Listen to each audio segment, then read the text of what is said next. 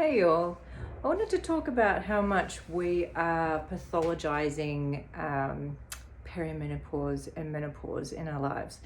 Perimenopause, menopause, that whole time of life is a 15 to 20 year process. I think perimenopause and menopause is copping a lot of heat.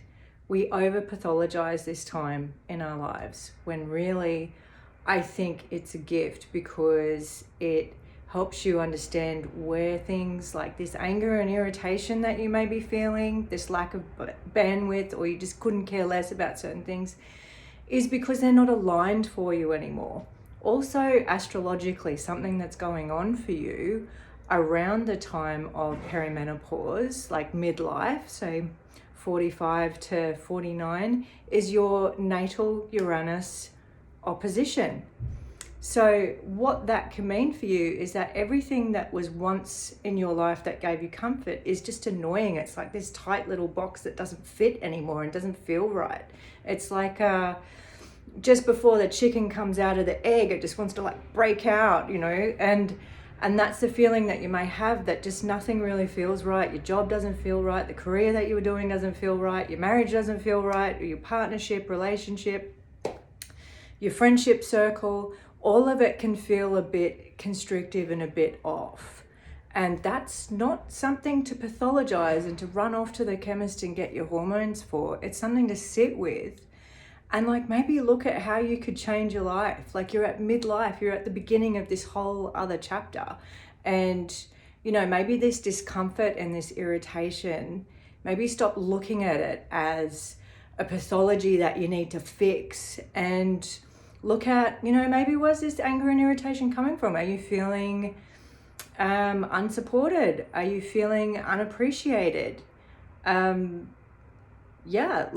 in your job, is it feeling stagnant? Is it feeling like you've got all of these other skills and talents which often come up and that you get to see as you get older, other skills and talents that maybe you haven't explored yet? Is that something you need to do? Like I would choose to look at this time as a bit of a gift, an uncomfortable transition point. And the rest of it, the pathology part, the hot sweats, the difficulty sleeping, vaginal dryness, that's yin deficiency. That's not perimenopause, menopause particularly. That's yin deficiency. Women in their 60s and 70s have that too.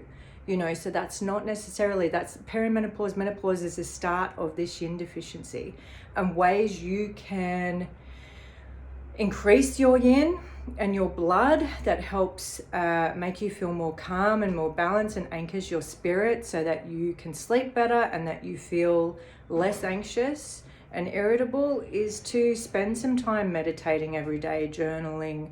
Going in is really important to stop you leaking out and people pleasing everywhere, to just bring all of that energy in, even call it in at the end of the day.